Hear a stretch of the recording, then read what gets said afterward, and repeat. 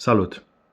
Pentru cei pasionați de parfumerie, asemenea mie, știți foarte bine că jocul ăsta de a cumpăra parfumuri pe nevăzute, de blind buy, este un joc care poate fi atât un joc frumos cât și un joc neplăcut atunci când ești dezamăgit de achiziția pe care ai făcut-o. Și mie îmi place, ca și vouă, să vizionez conținut care are legătură cu parfumurile, să mă uit la recenzii și la recomandări, pentru că iubesc parfumeria, dar am ajuns la concluzia că este foarte greu, dacă nu imposibil, să poți descrie, să ai atâta poezie în tine încât să poți descrie mirosul unui parfum verbal și cel care este în fața ecranului și te urmărește să înțeleagă ceea ce vrei tu să spui. Este un lucru aproape imposibil, de aceea vă recomand pe cât se poate să încercați parfumurile înainte de a le achiziționa. În ultimul timp, eu, de exemplu, am achiziționat mai multe parfumuri în urma unor recenzii, pentru că mi-am făcut o idee oarecum falsă despre cum ar mirosi parfumurile respective și am fost dezamăgit. În jocul ăsta de a cumpăra pe nevăzute există și o parte pozitivă și o parte negativă. Partea pozitivă ar fi că multe dintre parfumurile pe care le iubesc în ziua de astăzi nu aveam cum să le miros vreodată, pentru că nu se găsesc nicăieri decanturi și probabil aș fi pierdut foarte mult în ceea ce privește pasiunea asta mea. Dar și reversul medaliei este valabil, pentru că sunt multe parfumuri în ultimul timp de mirosul cărora am fost dezamăgit, pentru că eu mi-am făcut o altă idee în funcție de gusturile și părerile altora. În treaba asta cu blind buy-ul, parfumul pe care o să-l recenzez astăzi este o surpriză plăcută, o surpriză minunată. Este un parfum care vine de la o casă din Orientul Mijlociu, care poartă numele de Ahmed al-Maghribi. Din ce am înțeles eu, casa Ahmed al-Maghribi are ceva istorie în spate, în Orientul Mijlociu, dar se pare că pe piața occidentală nu a pătruns de foarte mult timp. Cel puțin eu nu știam de casa asta până acum câteva luni și am descoperit-o cu plăcere. Parfumul Salvie, Sage, din fața voastră, este un parfum pe care l-am cumpărat fără niciun fel de recomandare din partea nimănui, pur și simplu pentru că îmi place, ca idee cel puțin, mirosul de salvie în parfumerie. Și pentru că am văzut sticla, am văzut notele trecute pe un site web și mi-am închipuit că mirosul parfumului ar trebui să fie excepțional. Și de data aceasta am avut dreptate. De data aceasta notele pe care le-am citit, cel puțin în mare parte, mi-au făcut o idee generală despre cum miroase parfumul Sage, pe care l-am achiziționat, v-am spus, fără să-mi fi recomandat cineva înainte, fără să fi văzut vreo recenzie. De fapt, nu există nicio recenzie pe YouTube, nici în limba engleză și nici o limbă, din câte am văzut eu, o recenzie a acestui parfum. De aceea o să încerc să fiu un pic mai scurt și să vă vorbesc despre el. Dar ce trebuie să știți de la început este că în ceea ce privește gusturile mele, parfumul Sage este un parfum care mi se adresează mie, adică îmi place foarte mult.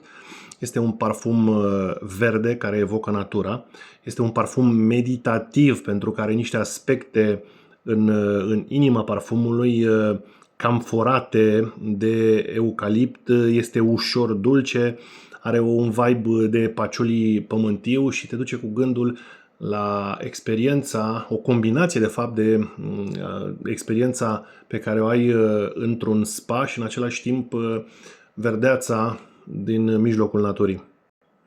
Prezentarea parfumului mi se pare foarte bună, mi se pare o prezentare premium. După cum se vede, și cutia are aceeași temă de verdeață, de natură, iar sticla în sine este, din punctul meu de vedere, superbă. Are niște elemente aparent asimetrice. Sticla este verzuie și are o aparență jivrată. Este ca și cum ar fi înghețată.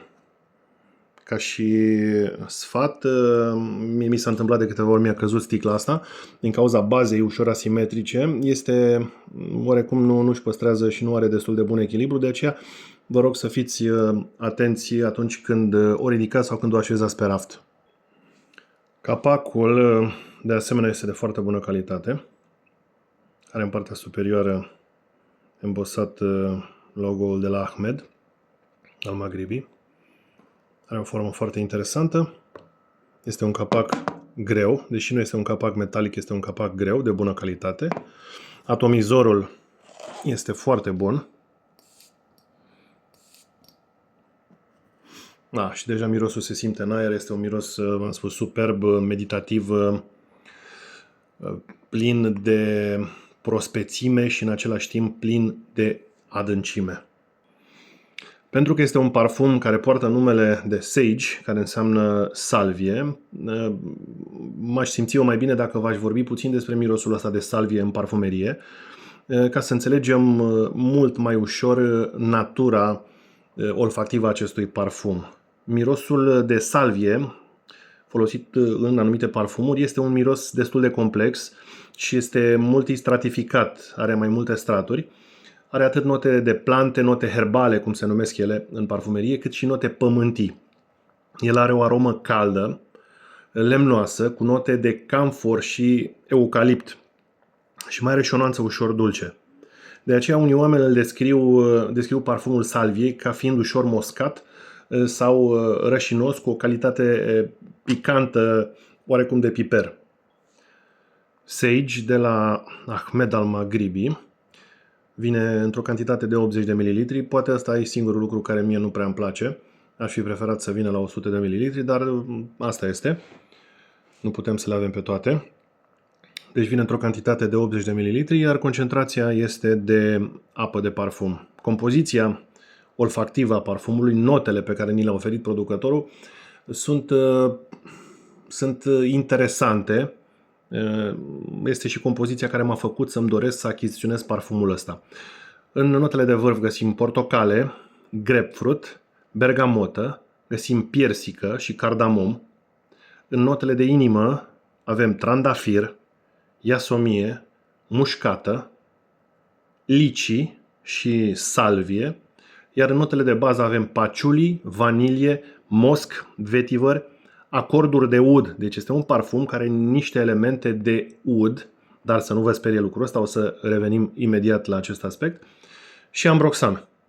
Deci compoziția este extrem de interesantă și vă puteți da seama de la început că este o compoziție care este extrem de potrivită pentru sezonul cald. Pentru primăvară este ideală, dar și pentru vară este potrivită această compoziție. Este excepțională pentru anumite momente pe care le petreci unde vrei tu. Și acum să vorbim puțin despre compoziția de inimă. Probabil că ați auzit că e vorba de trandafir și pe foarte mulți dintre voi vă sperie nota de trandafir, ca și pe mine de altfel. Parfumurile care miros clasic combo-ul ăla de trandafir și ud nu sunt parfumuri pe gustul meu. Dar în cazul ăsta trandafirul nu se simte deloc ca note independente, deci nu o să simțiți niciun pic de miros de trandafir, cel puțin eu personal nu detectez niciun miros de trandafir. Nota aceea de trandafir are probabil un rol de a se combina cu alte note și crea niște acorduri excepționale pe care le simt și sunt extraordinare.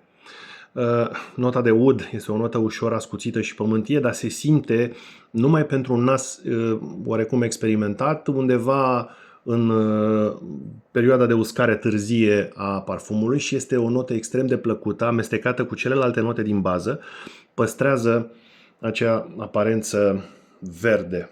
Parfumul în sine este un parfum verde, ușor camforat, cu o nuanță ușor de eucalipt. Este un parfum superb care evocă, din punctul meu de vedere, o experiență avută la un spa care se află în aer liber. Cel puțin asta ar fi experiența sinestezică pe care mi-o imaginez eu. Un spa care se află undeva în aer liber, în mijlocul naturii, undeva într-o pădure tropicală exotică. Ăsta este mirosul pe care mi-l transmite parfumul acesta. În ceea ce privește perioadele în care poate fi purtat, parfumul ăsta este un parfum perfect pentru primăvară și pentru vară, dar poate fi teoretic purtat oricând, și toamna poate fi purtat și poate și iarna, cel puțin așa bănuiesc. Deocamdată nu am avut ocazia să-l port iarna să văd cum se comportă, dar ca și experiența olfactivă, dacă vrei iarna să ai un moment în care să-ți aduci aminte de frumusețea verii, frumusețea naturii într-o pădure luxuriantă, poți să pulverizezi parfumul ăsta pentru a avea această experiență olfactivă, pentru a avea această reverie. În ceea ce privește performanța. Treaba cu performanța, să știți că e o chestie extrem de personală și o să vedeți recenzori care vorbesc despre un parfum și susțin că ar ține doar 5 ore și alt recenzor sau alții recenzori vorbesc despre același parfum care ține 10 ore sau 12 ore în cazul lor. Deci e o chestie extrem de personală, eu pot să vă spun doar atât. Ca la majoritatea parfumurilor și la acest parfum, pentru că este scos de curând și pentru că n-a avut timp să macereze, performanța pe care o să o simțiți, o să o aveți atunci când l-ați achiziționat și l-ați pulverizat prima dată pe piele, o să fie foarte diferită de performanța pe care o să o obțineți de la acest parfum după o lună de macerare. Este experiența mea personală cu acest parfum. Prima dată când l-am pulverizat, într-adevăr mirosea excepțional, deși și mirosul s-a schimbat în bine în următoarea lună.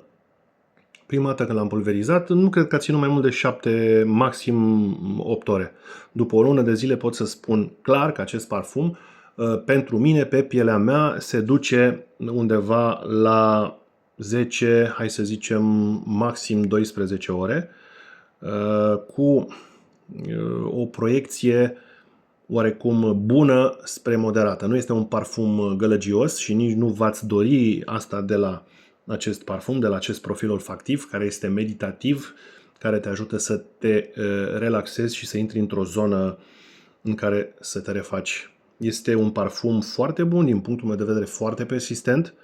Dacă se duce spre 10 ore sau chiar spre 12 ore, este un parfum foarte persistent pe care o să-l simți în jurul tău într-un mod plăcut și discret, cam, să zicem, pe toată perioada asta de purtare. 7-8 ore o să-l simți discret în jurul tău, după care bănuiesc că se duce ușor spre un skin scent, dar nu dispare complet. Deci este un parfum, din punctul meu de vedere, foarte persistent și foarte potrivit pentru vremea caldă. Parfumul Sage. Eu l-am achiziționat, cred că de pe Parfums, ceva de genul ăsta.ro, la un preț foarte bun. La un preț undeva în jur de 100 de lei.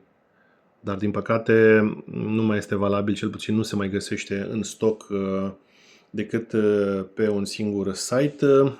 Din ce văd eu acum, el poate fi găsit, încă poate fi găsit pe radaperfumes.ro. Cred că e singurul site pe care poate fi găsit acum în momentul în care fac eu această recenzie și este la un preț de 190 de lei pentru 80 de ml, deci nu este atât de ieftin așa precum l-am achiziționat eu de pe alt site. Deci l-am achiziționat undeva la 100 de lei, 110, ceva de genul ăsta, nu mai țin minte exact. Dar este un parfum superb, este un parfum, din punctul meu de vedere, care trece cu brio aproape toate capitolele. Este un parfum, dacă ar fi să-i dau o notă generală, ar fi 9 din 10. Are versatilitate foarte bună, are persistență și proiecție la fel bune spre foarte bune. Este un parfum original. Deci eu, cel puțin, nu am mai mirosit nicăieri profilul ăsta olfactiv, dar și proporție de 90%, cred, dintre parfumurile celor de la Ahmed Al-Maghribi sunt creații originale și sunt unele dintre ele creații extraordinar de interesante, care se duc un pic dincolo de parfumeria asta de designer cu care suntem obișnuiți noi și care îți oferă o experiență olfactivă puțin diferită. Deci parfumul Sage, salvie, în cantitate de 80 de ml apă de parfum. Este un parfum pe care eu personal îl iubesc. L-am trecut acolo la parfumurile foarte interesante și pe care le-aș reachiziționa după ce aș folosi întregul lichid din sticlă. Este un parfum pe care îl recomand, dar la fel, poate gusturile noastre nu se potrivesc, de aceea, dacă veți reuși sau dacă puteți, vă sfătuiesc să-l încercați înainte. Aceasta a fost recenzia mea pentru astăzi. Vă doresc o zi bună și să ne vedem cu bine. La revedere!